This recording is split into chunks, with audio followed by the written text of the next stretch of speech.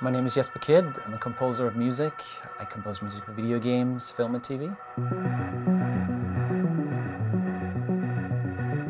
Well, I try to think as a gamer because I do feel I am a gamer. I started out playing video games very early on, and I started playing video games at the same time I started messing around with music on computers. I was 13 at the time when I got my first computer, Commodore 64, and video game playing and wanting to make music for games happened at the same time for me.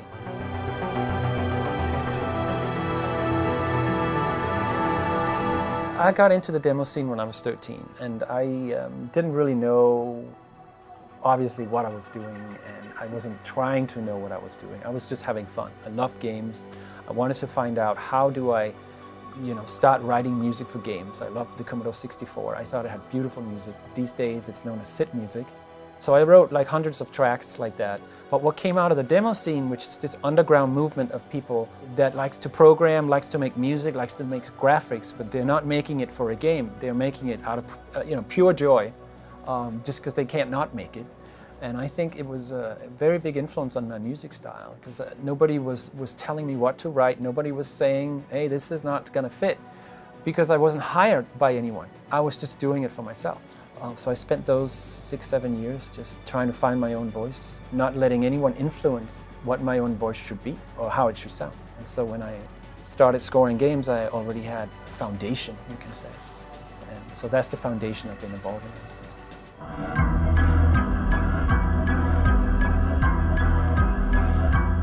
I'm a big believer in hardware, first of all. There's something to be said for sitting with a mouse and doing all your mixing and all your writing.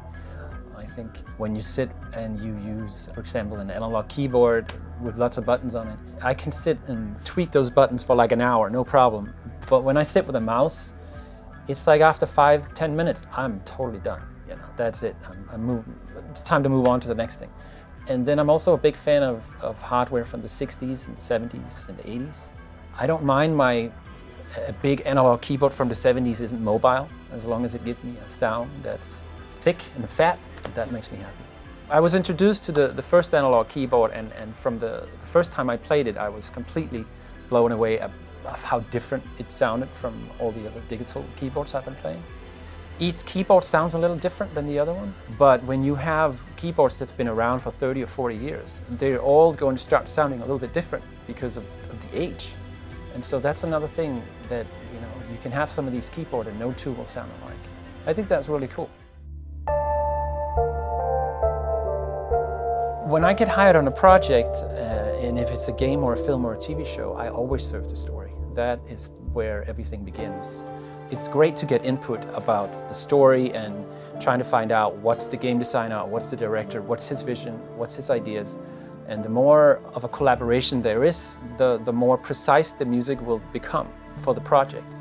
I start to experiment, and I don't even think about tracks. I just think about experimentation, doing different things on different keyboards and playing around with the computer and seeing what comes out. And at some point, I find something, and then when I find that, it becomes interesting, and then you try to add structure to that. And once you have structure, you can flesh it out into an idea. And that idea is ready to be shared. That's usually how I go about my process.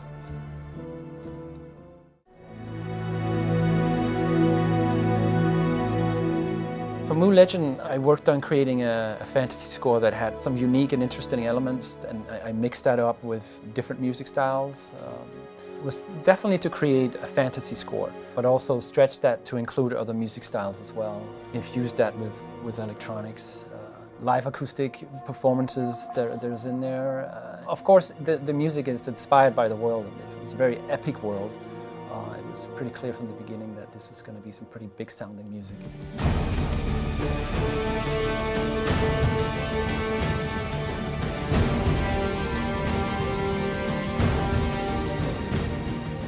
I love playing the games and seeing how the music works, and also I have to do that because it's like a learning experience as well. When you play the game and you see how the music works and how it makes you feel, and I'm focusing on me as a gamer, what would I enjoy hearing when I'm playing this moment.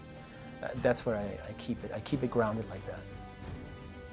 You know, I feel very comfortable in that role because like all my friends are game developers, you know, programmers, graphic artists. These are the people I grew up with, and they've all gone on in life to become professional game developers.